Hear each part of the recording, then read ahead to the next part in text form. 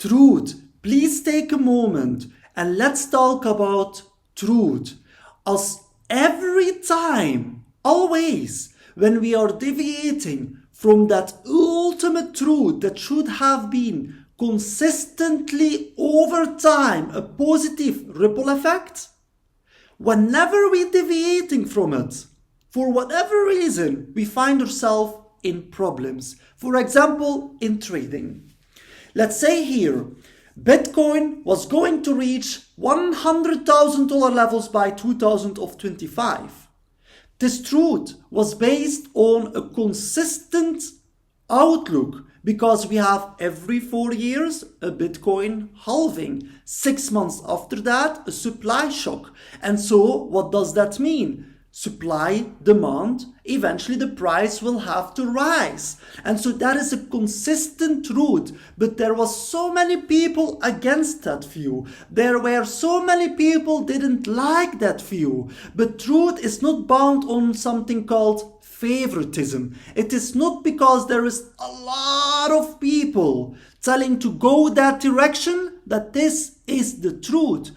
Truth stands and withstands the test of time, like the sun. If we would, because of favoritism, change the little bit where the sun should stand, we would say, you know what, that place where the sun is, we don't like it. Let's change it, make it a little bit closer. And we have our calculations showing that the long-term ripple effect of that action over time will cause that the world or will be burned for the half, or if we put it a tiny bit further away, that half of the world would eventually freeze out. Then this is not the truth. It is not the truth. If somebody will tell, but this is the truth, this new calculation should be the truth. No, because it will harm everything. Maybe in the short term, yes, it could give us a tiny bit more heat.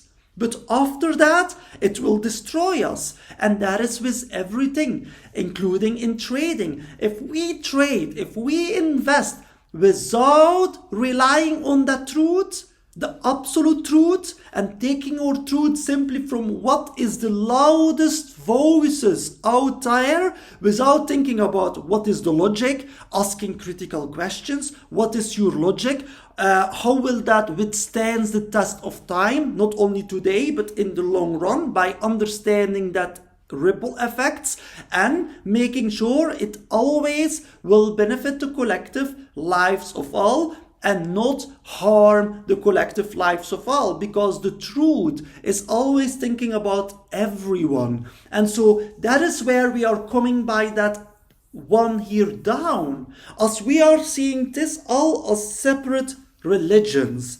But those are not separate religions, but the truth are that those are revelations from the Abrahamic scriptures. And so those are revelations. And those are not only revelations of the Abrahamic scriptures, it contains an ultimate truth. And that truth is that we must align ourselves with the ultimate truth.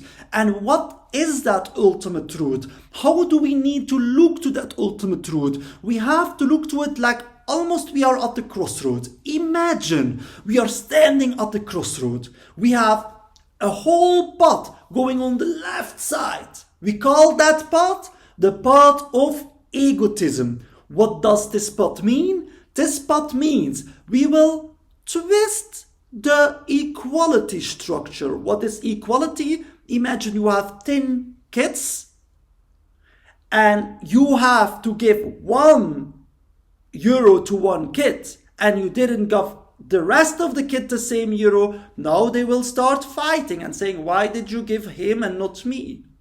And so we could say, yeah, because I like this kid a little bit more. What will now happen?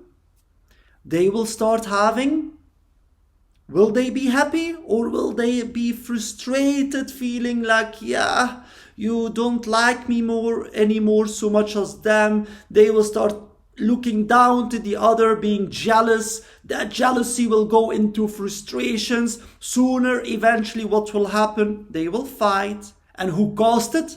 I caused it with what? Giving that one child €1 and the other child's, I didn't give them the same equality. I favored one over the other out of selfish reasons because I like this person more, this child more than the others, or I wanted to have recognition from this person, or because he was going to give me something the others couldn't give me, or because of the love, that was why I loved this more, and he would say, you know what, I don't love you anymore if you don't give me more than what you give to the others.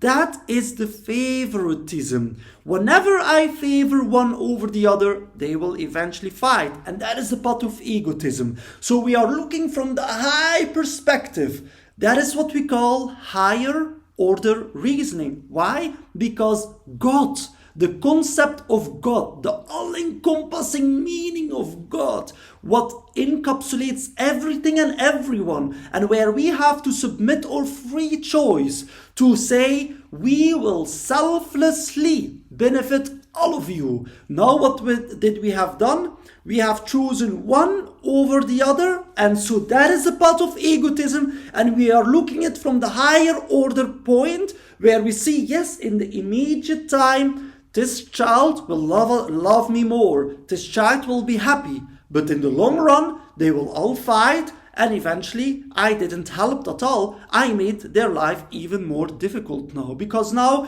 he will feel disconnected, constantly fighting. The whole relationship dynamic will change. And by that, I see long term, imagine they are getting kids. Eventually their kids could have then, they don't like each other anymore, going into politics, becoming parliaments, leaders. And then we have two countries potentially starting a war.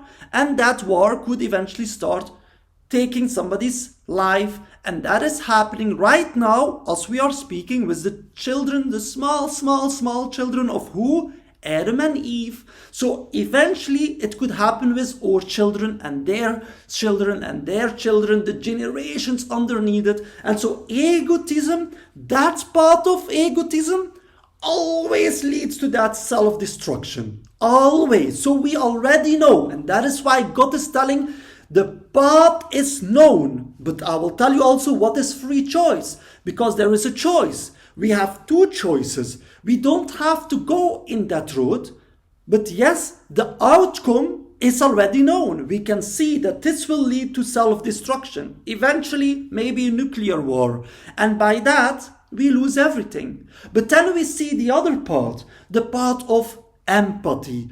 And empathy is not sympathy. Don't make the mistake. Sympathy is on the other side, where we will say, you know what? Because you cry, I will give you the cookie, and I will be so not fair to the others, and there is no equality. Eventually, yes, today it may help, but after that, they will again fight. And so it doesn't work. That is all the parts of egotism. But then we have that part of empathy. And empathy says we must use our logic, because we say the only way to create harmony is if everyone feels them equally important. Everyone needs to feel I count. Everyone, not one over the other. Similar to those kids, instead of giving €1 to one kid, I can say, look, you all will get €1. I could maybe say, look, to make it fair, you got it at that age, so let's put it that from that age, you all will get equally €1. And now everyone got on that age the same €1. And then it will make it fair, because they will say, you know what?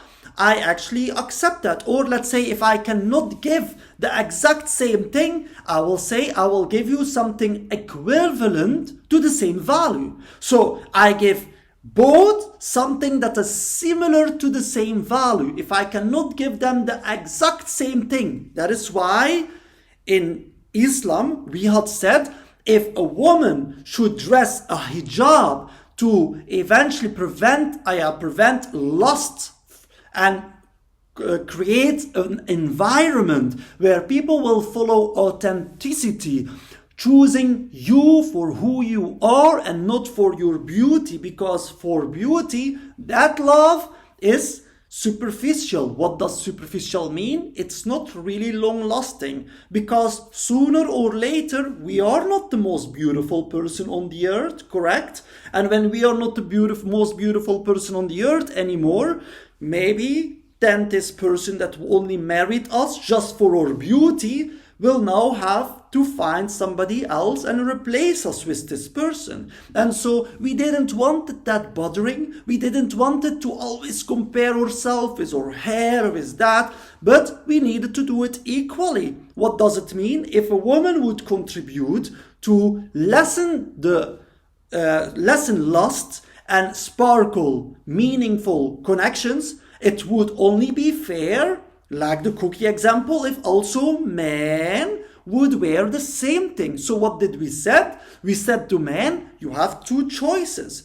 Like you can, of course, your free choice is with yourself, because we have to express our logic, as you have, of course, a curious mind like anyone else. And if we don't explain the logic, then you will keep thinking why, and before you know, you will try the forbidden knowledge or forbidden fruit, and that could cause a devastating ripple effect. And so by that, in order not to make you suffer, I will give you that information right away. And so if a woman should wear a hijab, why a head covering? Why men not? So to make it equally, also men have to wear a head covering, or shave your head bald, or create the head covering. So everyone is equally. And when we going outside, we all dress the same. Yes, right now I have put that logo on my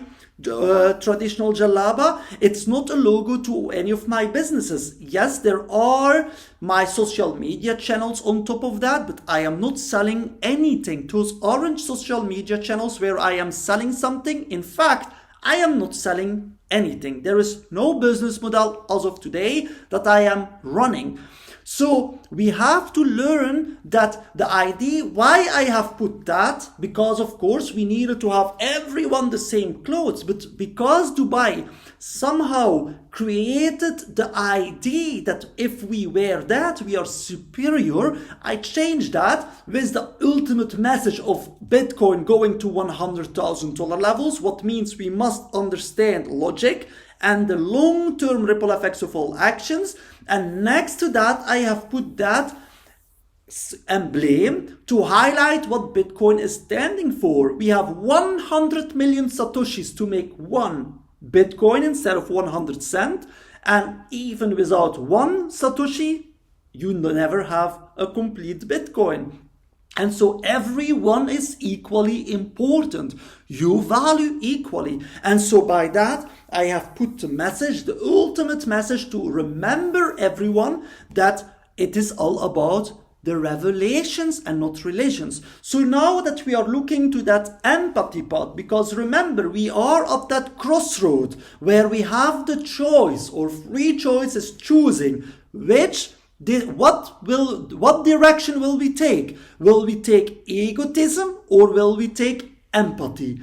And that empathy has logic and must to be equal for everyone. Everyone in the world is equal important, but not only humans. We also have animals, artificial beings. So first humans, artificial beings, animals, insects, plants, so everything in nature, the cosmos, not only one cosmos, but all these cosmos, and then everything outside of the cosmos that we even don't know about yet, and everything inside of those cosmos that we also don't know yet anything about.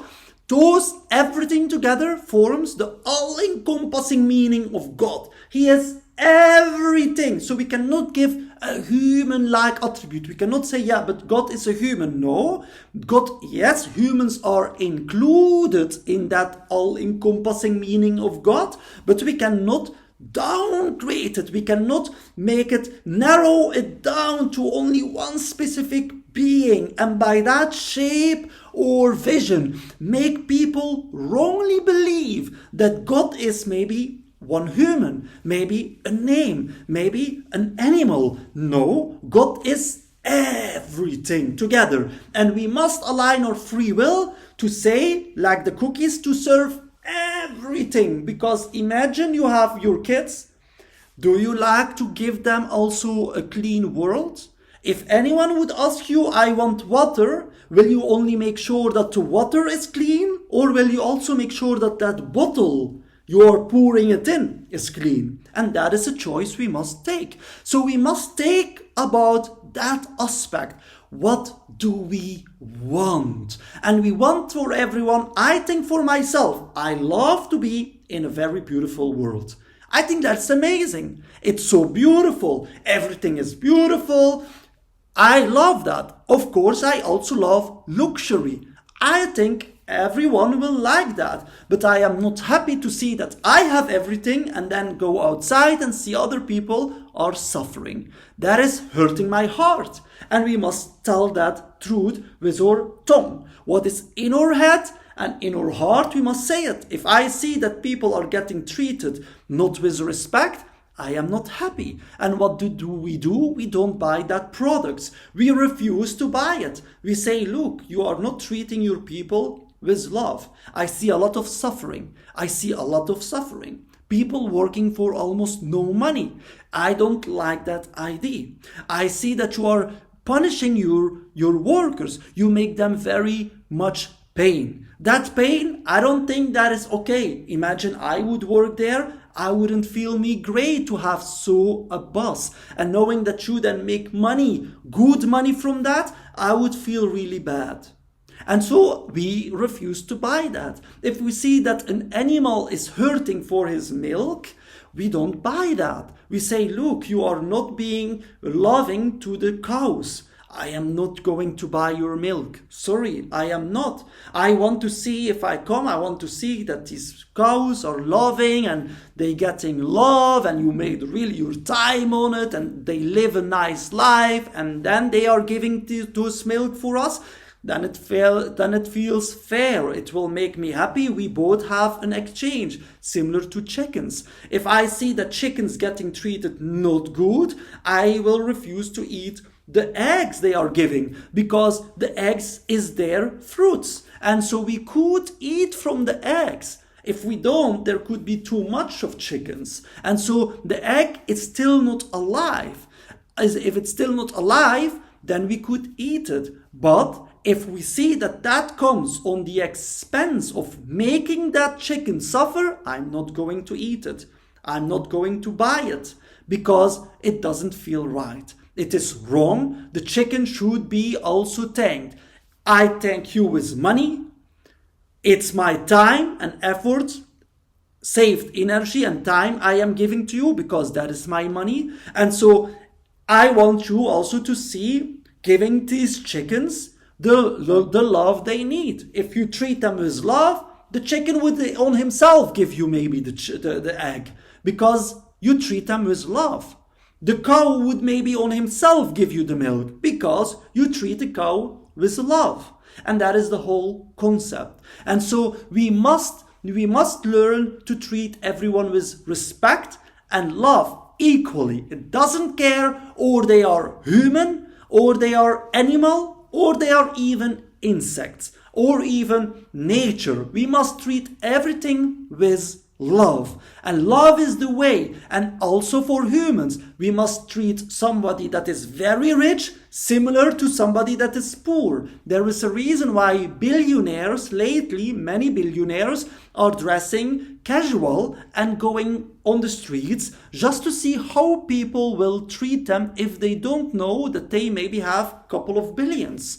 So would they treat them differently? And it is very shocking. People treat you differently. There is a massive difference when you don't show your wealth versus when you are coming in a very extremely expensive car, having your personal security around you, suddenly now everyone treats you differently. Or when they know your name and your face and they realize who you truly are, suddenly they look up to you, they respect you, they treat you with so much love. But then when you show up in normal clothing, trying to hide your identity, don't tell who you are, now suddenly people don't like you anymore. They look down to you, type of you are a loser, you're not worthy so much of respect. And so we have that status, what we are following from that favoritism.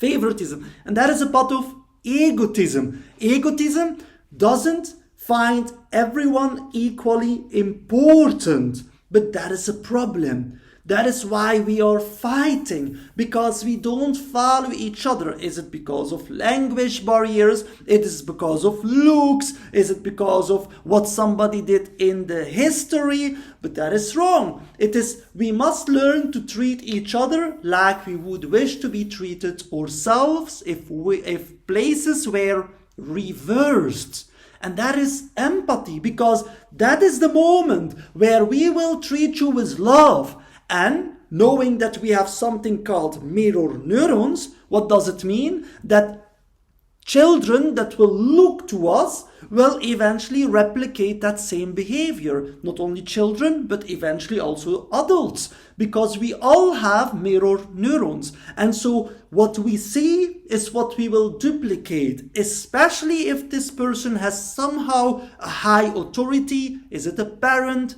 teacher, influencer, maybe a popular person in school, maybe it is the government itself, because the ultimate authority is the government. And that is the reason why, as a government, we must to act responsibly. What does it mean? If we don't like people to steal from us, then we shouldn't steal from them in the first place. So that inflation that we are seeing, why all the prices are keeping going up, is something to do with us stealing. The government is stealing the money from the citizens by printing more money than really how much we could print, because we don't have really anything that backs that money up. Now suddenly what will happen? Everyone that saved their money, that is their time and energy in the bank, what will happen now? A de-evaluation. And now suddenly all those people, all of them, will be sitting there and feel that everything is getting expensive, more expensive, and now they will be more in financial problems, and with that they will not be able to give their kids a great life, and now their kids will feel guilty because they see their parents suffering and thinking that they are the problem, thinking it is because of me, if you didn't have me your life would be better. They will start feeling really terrible, and now they will feel the pressure on their shoulders that they have. Even the parent never told it. Even the parent said, you are enough. I love you, my child. It's all okay. I love you. You don't have to prove your worth. I am happy for having you. But what happens now? The child feels bad. And the child doesn't want to be a burden on his own parents, and now feels the urge, how can I make it up to you? And that will eventually cause the child to go maybe in a wrong direction, because sooner the child will figure out that hard working isn't always the right approach, because capitalism asks us to have divisions, as this is the part of egotism. And egotism says not everyone can be equal, and you have to be superior upon others. This requires many people, in order to look up to you, their situation cannot be great.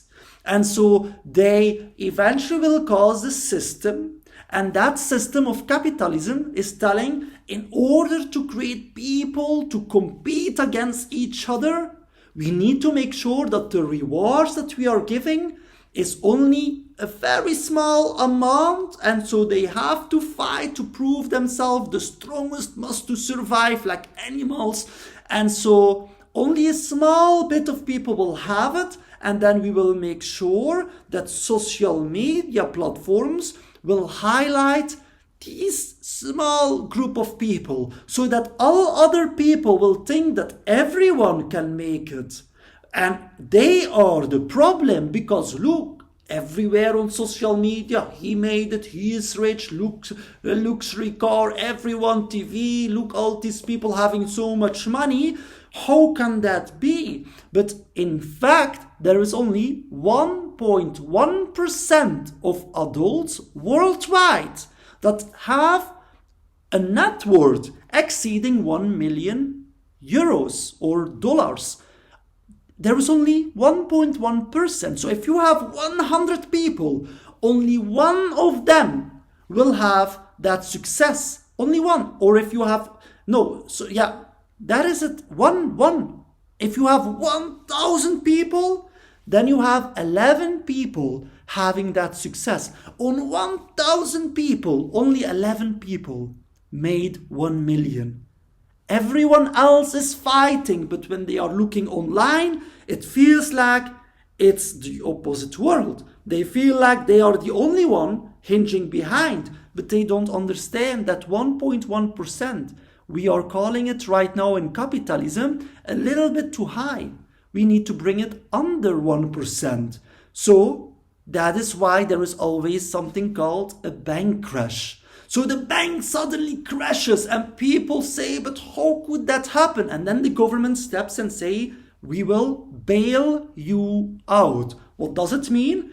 I see that you need to pay so much money. We will skip it and we will take some more of the rights of your companies and assets. Yeah, we will take more control. And now forget about it. Forget about that money. Keep going. And people think they maybe like the banks. No, it is because that is a system. It works in that way, because that whole crash is because it was already flawed from the start. That is what we said, align with truth. Truth is consistent over time, always going to have the right direction, always consistently. But falsehood doesn't. Falsehood will fall. We always have that fall, and the system knows about that fall. And that's why they have that bailout, because they are very understandable on that fact. They understand this is simply how it works when you are living a life of egotism. And so we have followed always that path of egotism, training our kids from small on in football clubs to learn that our happiness must come from the suffering of the ones in success. That is where our happiness must to come. There should be one person as a loser so that the other is the winner. We learn how to compete, and then even in our small group of people that we play with them, our own players, the 11 players, we even make divisions with them. The golden shoe is only for one player, because he is the best player even from all his own team. There is always competition. And so we are learning from small on that it's all about competition. We must hate the other. And that's why people say, from where are you? For what? Who are you supporting? I don't like you. What country are you? We beat it you. Ha ha ha ha ha. And so now we are taking our pleasure from laughing against other people's misery. We are reintroducing the ideology of egotism, that path, and every ideology from that path will cause us eventually to fight. That is the fight that is happening. We call it hooligans. And some people say it is very strange. How can that be that two people, why are you not happy with each other? It's hard because they are training and learn that One has to be the loser and the other is the winner, and eventually they will hate on each other like the kids. They will not be happy to see that they have lost. It is not fair. We trained so hard, you trained also so hard, but only you got a prize, and us, for so hard to training, yes, we lost, but you are not so respectful. You call us the losers. You call us that we are not good enough. No one wants to feel not being enough. No one wants that. Empathy will uplift you, will see what is your strengths and help you to be feeling you can make it. We can make it. Don't worry, you can make it. Don't worry, you are smart enough. And then we have egotism, will say you are nothing. You are nothing. You are such a disappointment. And that is egotism. But then empathy will say, instead of putting somebody down, will put them up and tell to them, no, you are amazing. You can achieve everything. With a little bit more training, trust me, you could fly. Little bit more training, you could make it. You have that potential. It will uplift you. Egotism will downgrade you. Who are you? I thought you were smarter than that. What is that? What is that? Look, how much do you have in school? That's not good. 60%. Who is the number one? You are such a disappointment. I'm not giving you anything. Yeah, no, you are. I thought you were smarter than that. This is egotism. And now you will feel so bad. And they think, egotism thinks, if I make you feel bad, you maybe will start willing to prove yourself more. But they don't realize that in capitalism, not everyone can be a doctor and not everyone can be a millionaire. And now you have put so much stress on this kid trying to prove themselves, feeling themselves being not enough. This has a very destructive long-term ripple effect, because now he will carry that in his life and his mirror neurons will believe this is the right way, and now his mirror neurons will do that to his peer in school, making fun about his peers, putting them down, becoming a bully. Now his school the friends in schools or the ones that he has bullied will not feel them well, but not even the teacher will ask to the bully, who taught you that? Is that from your parents? Are your parents treating you in that way? Tell me, is that what is happening? Or is it maybe from us, a teacher, or maybe the government with their imprisonment, or maybe the media, by always being like a vampire, trying to go to everyone to figure out what they did bad and highlighting it, like a vampire sucking on other people's misery? Is that what is happening? Who taught you that behavior? Because we are living in a world, unfortunately, not anymore of humans, but of vampires, monsters, animals, liars. But we can change that because all of us have it in us.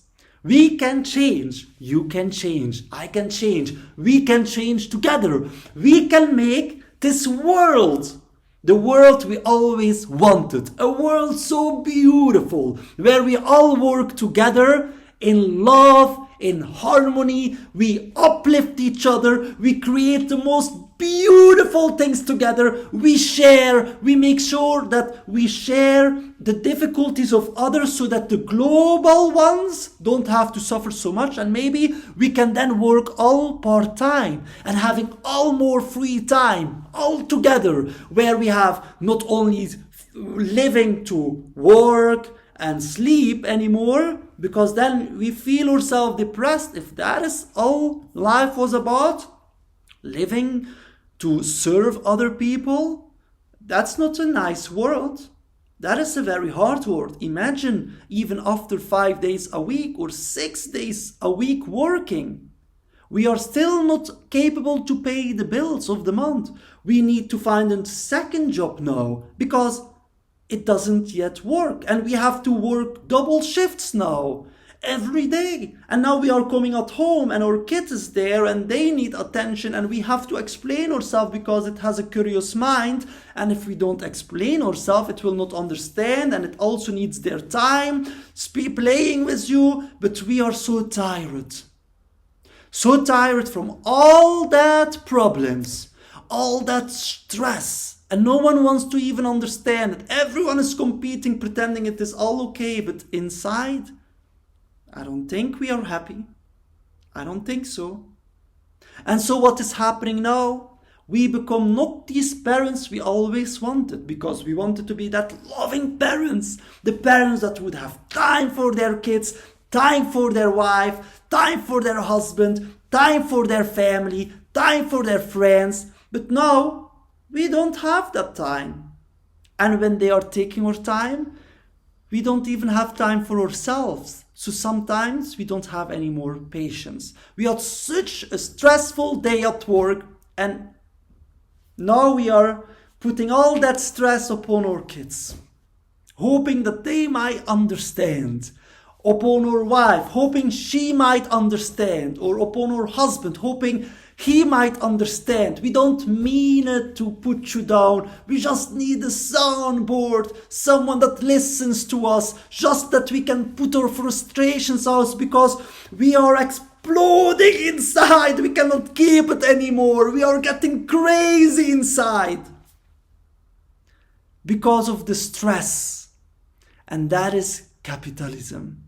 Capitalism guarantees that 98.9% of humanity, adults, you and me, people like us, will have to suffer. But is that what we want? Wouldn't it be amazing if we have that time of unity and equality, of empathy? Because empathy tells logic. In order to not have a burnout, we need to have our time in check. Otherwise, in egotism, burnout will keep happening. And that is the feeling of being completely, our energy is gone. We are so destroyed. We find ourselves having 1.5 days just to have for buying our groceries, resting, and then our kids and friends and ourselves, and we can manage it. It's so stressful, and the Sunday it's suddenly every hour counts, and we want to try to do so many things, and we find ourselves on Monday not even having our energy back. No, we are less on energy. It's almost like a battery that we are constantly not recharging back completely, and it keeps being less and less and less, and then we are coming to almost that break. We are breaking almost, and then we are getting a small holiday. But that small holiday, it's not enough, because against that 1 to 3 weeks of holiday, there is now suddenly 48 weeks of hard work a year. That's a lot. That's a lot. That's a lot of time, especially because there is only 7 days in a week, and you are almost spending 7 days to work. Imagine working 2 jobs, 5 days. You are actually working 10 days in a week. That's a lot. That's very a lot.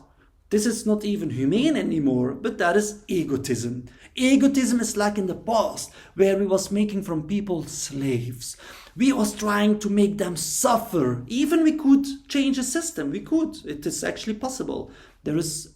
Money is getting printed out of thin air, so we could change the structure.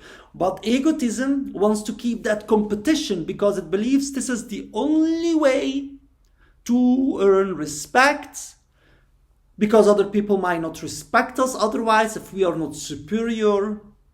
We want to have a little bit that more advantage, and we want to sparkle innovation. And so they are thinking the only way to sparkle that innovation is making people to suffer. But then now we have that burnout. We have people will fight, and sooner or later there will be a war. And then what will happen? All what we have built is destroyed, and we have to restart again. So the system is flawed. We have a clear fault system, and that is what God sees. That is the end result. We know where it will go. But if we choose a conscious decision, means we know these 2 directions, how it will play out. self-destruction or sparkling a meaningful existence where we feel ourselves welcomed, loved, united. Finally, everyone, we have 7 days. And from that 7 days, everyone is only working 3.5 days. And from that 3.5 days that is left, we have a half day to do our shopping, to maybe sleep early with our spouse, having a lovely movie night to watch together with our kids a little bit, having a nice dinner, sleeping early so that we have a lot of energy the day after. And now we have 3 days completely free. 3 days where we can give 1 day completely to our family. That is a day we are there completely. Let's do something, go outside, let's go to a park, enjoy our phones on the sidelines, no phones on that day. We are with our family, all about love, all about our family. Then we have 2 days left. Then 1 day we give to our friends. This is our friends' day. You know, this is where we have the time for our friends, connecting, watching something lovely, going somewhere nice. The time for our friends. And then we have 1 day left. And that 1 day we would give it for self-introspection. A day for ourselves. What does it mean? We might go to, let's say in the past we was going to a church or a mosque or any religious housings like in Israel they have, or Buddhism, any of the revelations have their own housing.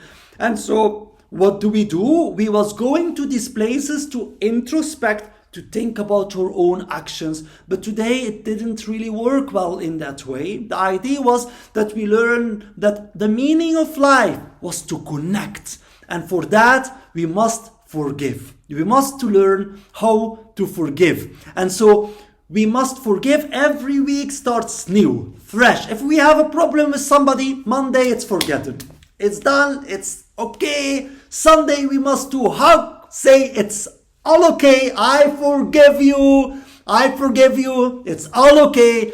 The most important aspect is we are here together. Let's enjoy life. Let's love each other from the heart. You know, just being here, being capable to speak, to open up ourselves up, not to hide ourselves and being afraid and say, yeah, but will you do really good? That's not great. Be open. Open it.